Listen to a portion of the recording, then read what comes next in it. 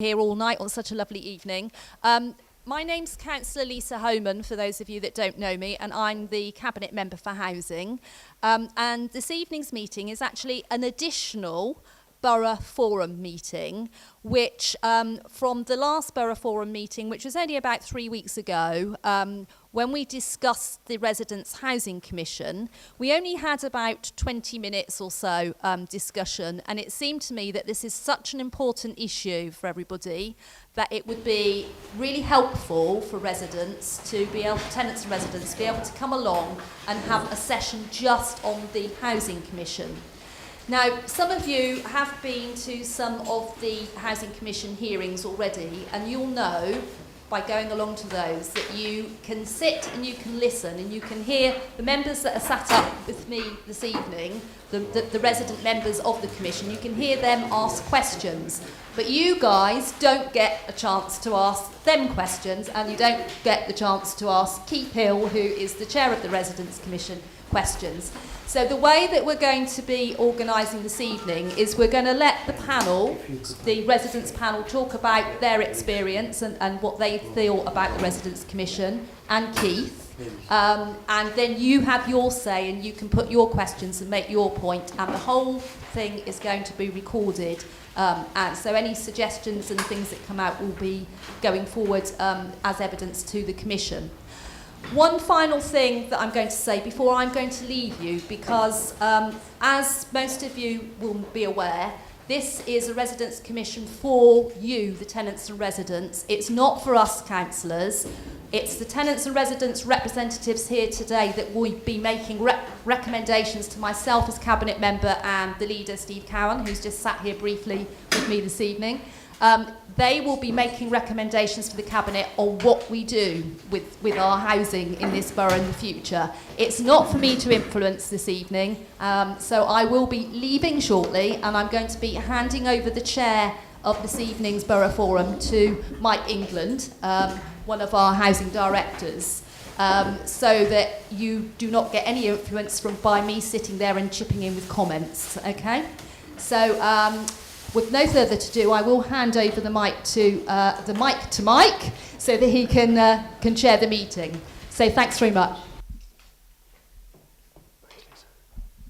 Thanks very much, Lisa, and good evening, everybody.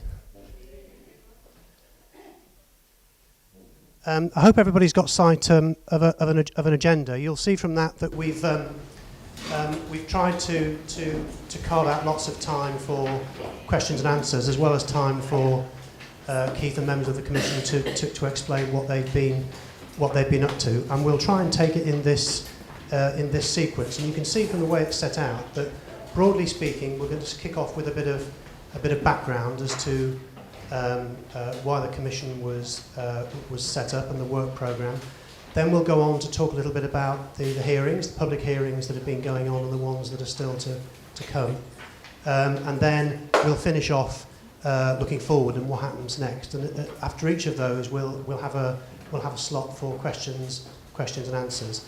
And I'm going to try very hard indeed to finish at around about 8:30, if that sounds okay. So we've got about an hour and a half. So without further ado, if I can just introduce the Right Honourable Keith Hill, who's the chair of the Commission, to kick us off by talking a little bit about the background to the Commission and why it was formed. Thanks, Mike. I'm going to be brief. I'm going to be brief because looking around the room, I know many of these faces, and I think you've either been to our public hearings and heard me talk about the background to the work of the Commission, or the alternative is, of course, I've met you in what I think is now my 16 or 17 visits to meet with TRAs up and down the borough, and I've got 2 more to do tomorrow, and I've already arranged to come to Millshot Close and Ash Lodge in the very near future as well, so I'm looking forward to that. The other thing I would say in this self-introduction is to really say how wonderful it is to have all of my colleagues on the Residents' Commission with me this evening.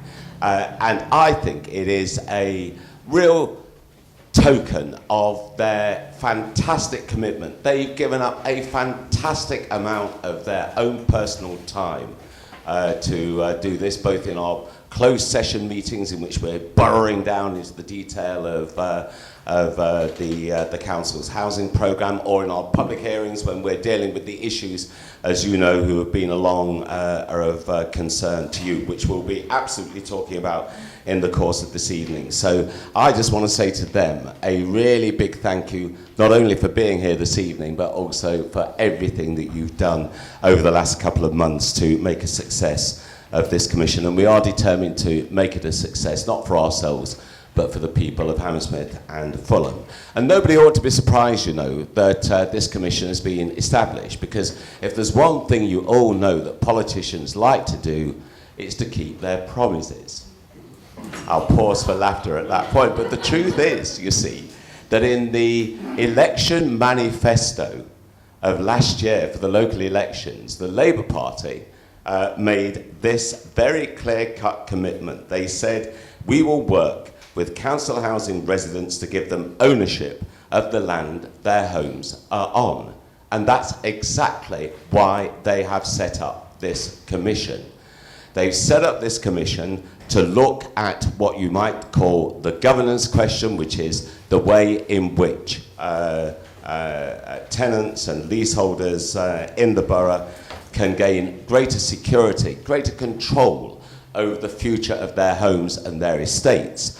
But actually, the council's asked us to do another task which is completely relevant to the concerns and interests of tenants and leaseholders in the borough, and that is to look at how, and again I quote from the Cabinet report now, how we can maximise investment in council housing in Hammersmith and Fulham, and if possible, secure the building of new council homes, which is something that every council house resident wants to see, obviously thinking about the future homes of the next generations which come after us as well. So we have two tasks, therefore, as a commission. The first is, how can we devise a means by which residents will get the security they need to decide the future of their estates and their homes? Could that be by staying with the council? Could you actually get a situation in which residents can have the kind of security which has not always been available to residents on some of our estates, and we think of the West Kent and the Gibbs Green situation? Or can that kind of security, that control by residents over the future of their homes and their estates, be better secured by means of a stock transfer, by transferring to a housing association, for example, in the form of a community gateway, where you have a shareholding body in the housing association which has the final word, the final say over every important development in the future of housing in a particular locality.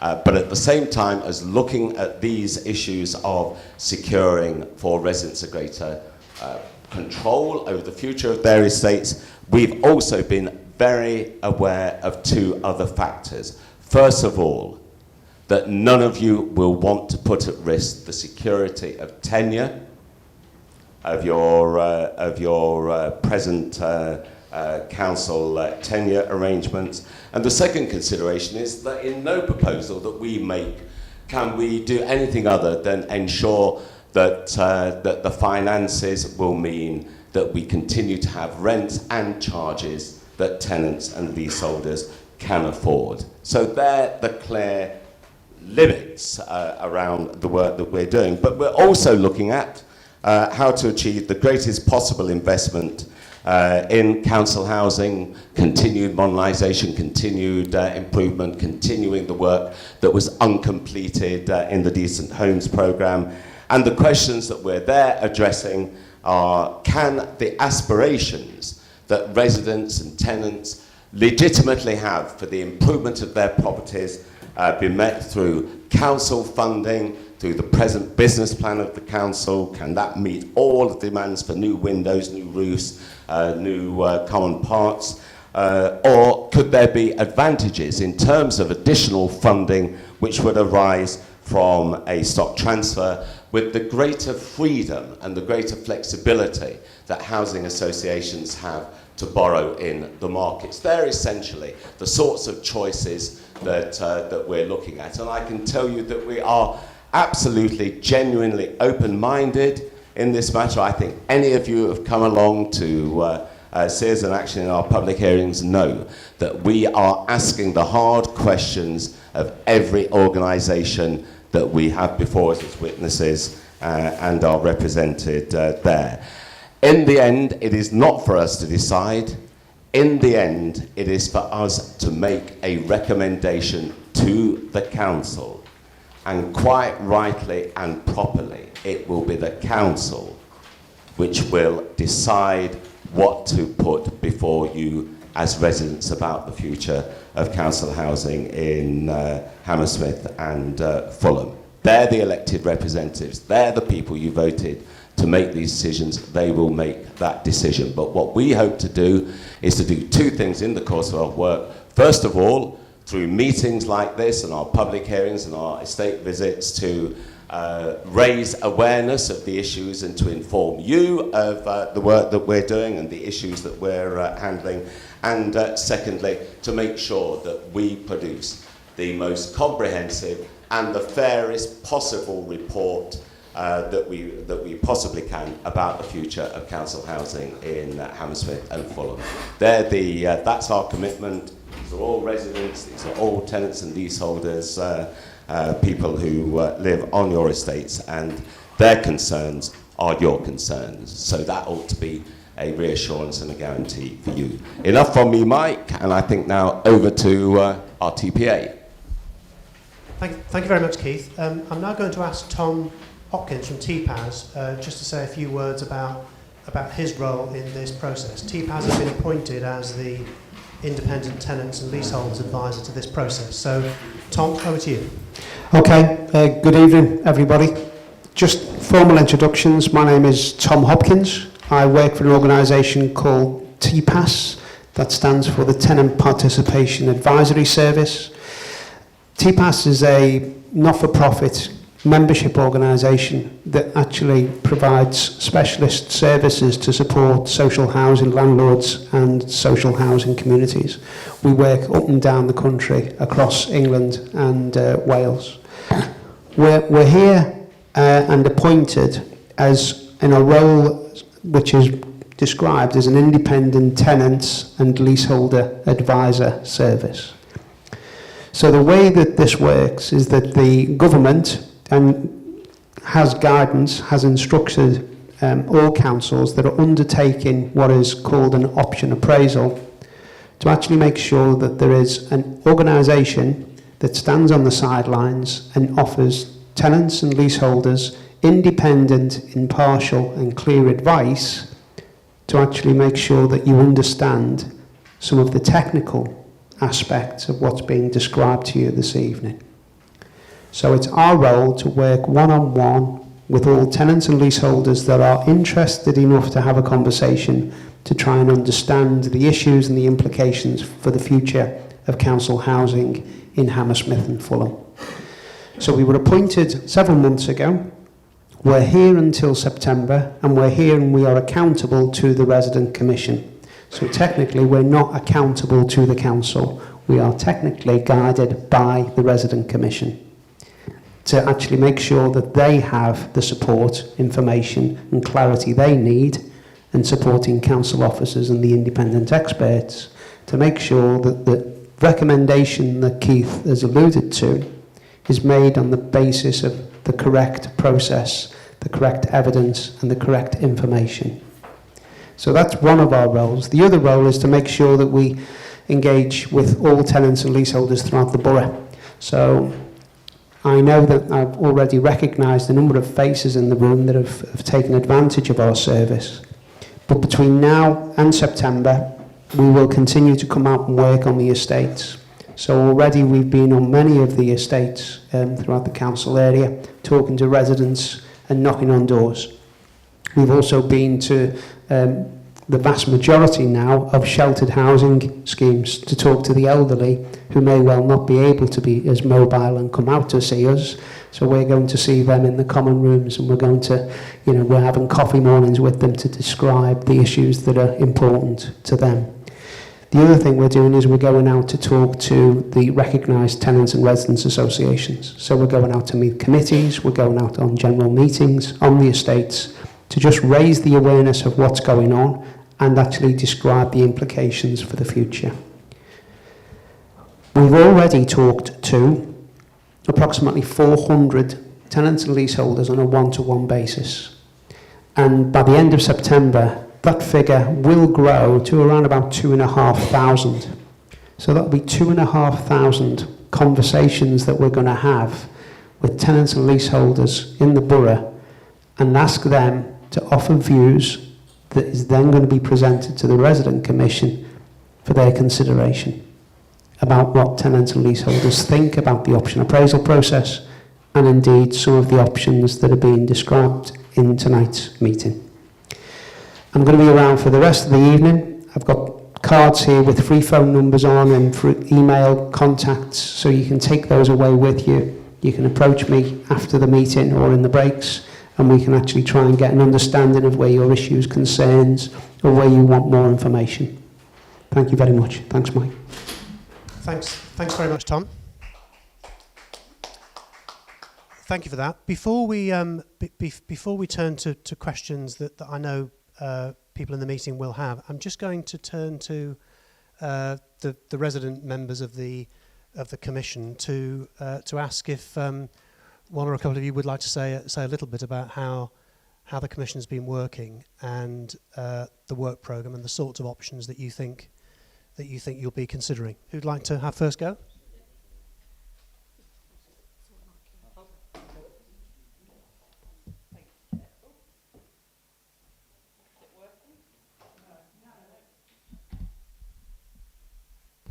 Yep, that should do it. Hey, there we go. As Keith already mentioned, we've been working very intensively since the beginning of April as a commission. And broadly speaking, I guess what's happened to now and what is still happening for now is that we're going through a really intensive information gathering and evidence gathering exercise. So what that means is, because obviously we feel the weight of even coming up with a recommendation, it's about the future of all our housing and the housing of future residents of the borough. So we're very much looking at lots of different options, but looking at not simply opinions, but at evidence for opinions. And we've been doing that in a variety of ways. We've been having the public hearings, which have each investigated a different topic that relates to both the present and future housing in the borough.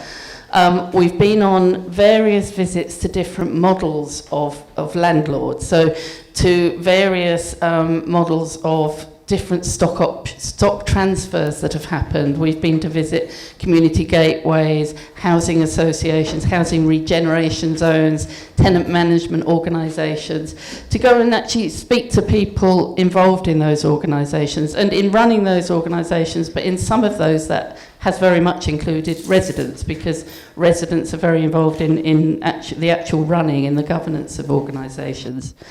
And so there's a broad, I'm not going to go into huge detail because some of it will come out during the course of the evening, I'm sure. We've had closed meetings where, again, we focus on different topics at different times. And very importantly, we're not just, as residents, obviously we're not legal experts, we're not finance experts or housing experts, although we all have different expertise in some of those topics. But the Commission also has independent members with considerable expertise on those things. Plus, we have some outside advisors who will be there to help us with understanding the financial implications of different options, the legal implications, and make sense of understanding what's viable, because obviously we're not going to come up with an option that would be financially not viable, for instance. So there's lots of support surrounding us as resident commissioners, and the commission as a whole. As I say, we've got Peter Bevington over there, who's one of our independent advisors and who has got loads of expertise that he's helping us with, and we have others as well. We've also got TPAS to help us make sense of things. So that's the kind of broad, if you like, brushstrokes of what we've been doing. It's been closed meetings, which is just us, the public hearings. There are going to be some other public meetings apart from this one. And we will also be asking for written evidence. So it might be, for instance, somebody comes to a hearing and gives evidence and we think we'd like to know more about that. So we'll ask them for more about that. So the public hearing isn't the beginning and the end of investigating a topic. It's just the start of it. And what I've found, I can't speak for everybody else, but is that the hearings have been really helpful in opening up some huge topics that are quite important for us to get our heads around, but they're certainly not the end of us looking at those topics. So that's broadly what's happened till now. There'll come a point when we finish the evidence gathering, and then we'll start to look at that evidence and start to discuss in our meetings what that evidence is telling us, what are the realistic options that we might be looking at for all of the borough, part of the borough. There's nothing that is off the table at this point, and certainly at this point we haven't finished our investigation, so I don't think any of us already knows what we think should be the recommendation for the future. We aim, and I really believe we aim to work by consensus in the Commission, and that we hopefully, because we're looking at evidence, we hopefully will come to joint conclusions that we all share. But one of the important undertakings that we've had is that if there was any disagreement within the Commission on what option or options should be recommended, the resident members of the Commission would have the final say. So that is something that's been very clearly stated to us. And what else could I say? So that sort of period of drawing it all together and then looking at the evidence, there's a stock, there's an appraisal of the stock going on at the moment, and that will be reported back to us, because obviously one of the important things we need to be able to take account of is what is the stock like at the moment, and that means all the housing stock in the borough. What's it like at the moment? What state is it in? What kind of funding, what kind of work needs to be done on it over the next decades?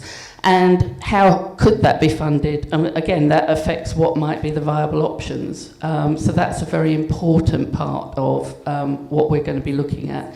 And that appraisal will be coming back to us within the next month, so that we've got the information that we need to look at. That's probably enough for me. I think that gives you the broad. And so we'll be reporting back in the autumn, and then it will go from there. Once we've made a recommendation, our work will be done, and then it will move on from there. Okay, thanks very much, Shirley. Is there any other member of the Commission who'd like to chip in before we invite questions from the meeting, or shall I go straight to questions? Okay, let's do that. And I wonder if you could help us by telling us who you are, first of all, and then asking your question.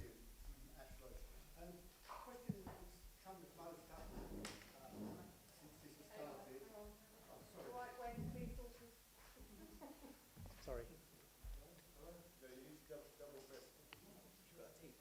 When it goes green, Tom. Okay, I'll take it. Okay, my name is Ray Champion. I come from Ash Lodge in Fulham. The questions that people have been asking me most is, how secure is a secure tenancy, and also how will the voting work when it comes to a vote? Thank you.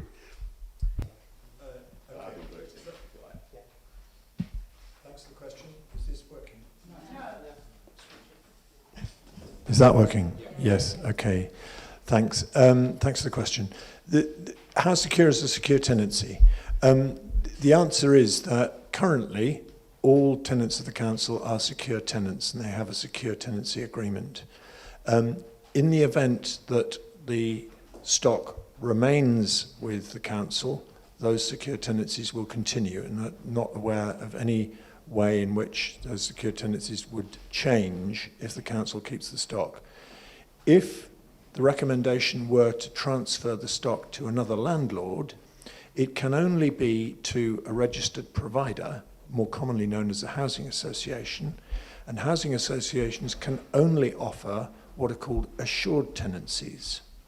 Now, where housing transfers have taken place elsewhere in the country, the normal procedure has been to ensure that the assured tenancies that the housing association would offer will be as similar or equivalent to secure tenancies as they can be in law. In other words, that there would be no loss of security, of tenure, with the transfer to an assured tenancy. So that would be something that, as a residents' commission, obviously we would need to look at very, very closely, because we're not going to recommend something that represents a loss of rights or a loss of security. It's a point that people are most concerned about, obviously, and therefore it's a point that we would have to give a lot of consideration to. But bear in mind that we are a long way away currently from being able to say this would be the way to go or that would be the way to go. So there'll be plenty of time to explore the differences or the similarities between the two different types of tenancy over the weeks ahead. The second question on voting is for Keith. Thanks, Ray. The question on voting. Well, remember that there are two possible outcomes of the work of the Commission, which will go to the Council. One will be a recommendation that the stock remains with the Council. The other will be a recommendation for a stock transfer, and the Council will decide. If it is decided that the stock should stay with the Council, then there's no change and matters just continue as they are at present. Though I hope actually that one of the results of our work will be that you will see a great deal of improvement in terms of the quality of the housing service. That is certainly one of our objectives. If there is to be a stock transfer, then, or recommendation, then the law is absolutely crystal clear. There has to be a vote by tenants, and the proposition in the ballot is plain and simple. Do you want to stay with the Council or do you want to go to a housing association? And every tenant will have the right to vote in that ballot, and it will be decided by a simple majority. So there's not a threshold of 50% or anything like that. It's a simple majority. So that's the position of the tenant, and the tenant has the power. The final word is with the tenant. However, they're not just tenants who live in properties managed by the Council here in Hammersmith and Fulham and the rest of the country. There are leaseholders as well. What the law says about leaseholders is that there should be a test of opinion. Now that could be simply a survey, it could be simply some kind of set of questions vaguely expressed and vaguely responded to. Let me just say this, I think on behalf of my colleagues on the Commission, that I think our inclination, our strong inclination as far as leaseholders is concerned, is to say that leaseholders should also have the right to vote. And that is what has happened in many, many other stock transfer situations. Let us be clear, it is the tenant vote which is the decisive vote, but leaseholders will also have the right to express their views as well. And that means that you can have a campaign in which all elements in council housing, amongst council housing residents, are involved in the decision making. I think that's the route we will go to. But the most important thing is that the final word is with the tenants. They vote, they decide. Thanks very much, Keith. Sorry, I'd like to go. It was now to twofold, the it's now lady in the threefold. third I'm row. confused. Oh, sorry, I'm Linda Moll, White City, Batman Close. Sorry. First of all, we were. The answer that Peter's just given is that it's either a stay with the council or transfer to housing association. So in which case, where do TMOs, gateways, etc. come into that? Also, the hearings that are being held, they're held at 5 o'clock. I mean, I've managed to make some because I could work from home. They're not conducive to people that work. That's probably why they're not well attended. And when you're visiting the estates, we've got the dates, there's no times, there's no way of, what form it's going to take. Are you looking to meet in the community centres of the areas? Are you going all around? Sorry, it's a bit long. Thank you for that. The reason I said that is because although there are a great many other options, all of the options involve some kind of choice between whether the ownership of the stock remains with the council or goes to another organisation. Now, if the stock remains in the ownership of the council, there are other options about management. So we see across the border in Kensington and Chelsea that there is a tenant management organisation that manages the stock on behalf of the council under an agreement with the council. So the stock is retained by the council, but management is carried out by a tenant management organisation. If the stock were to be taken on by a community gateway organisation, as it has in Lewisham, for example, and in Preston and other places, or by another form of community-controlled landlord, there would still be, if there is still a transfer of ownership, then the organisation that takes the ownership would have to be or be capable of being a registered provider, registered with the Homes and Communities Agency. So that's why I say the choice between retention and transfer, but the variations of retention and the variations of transfer are manifold, and exploring exactly what type of transfer or what type of retention is another piece of the work that we need to do. Okay, thank you, Peter. Kim, I think you wanted to say a word about community gateways. Yeah, just to say, a number of us went on a very, very inspiring visit to... Well, is it working?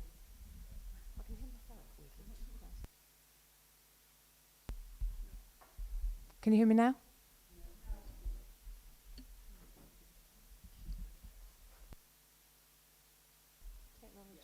Yeah. Okay, is that better? No? Okay, right, sorry about that. A number of us went on a really inspiring visit to Lewisham, to Phoenix, which is a community gateway.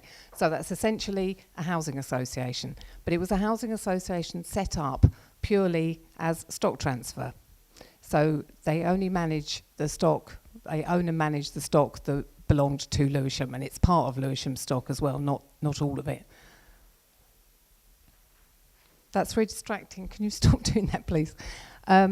So one of the things that I think all of us found most inspiring about them was, although it's a housing association, they have a chief executive. The chief executive was chosen by the residents. The residents are on the board and they absolutely run the organisation. Obviously, there are staff there which are employed, but the residents are so key to the whole way that the organisation is run. Nothing can happen in that organisation without the residents agreeing it. And I cannot stress enough how amazing it was. They have problems, of course they have problems, and over time I think they are improving as well. They've realised that they can do things better, and one of the things that they've done fairly recently is to bring the repairs that they do back in-house. And that has come as a direct result of listening to residents.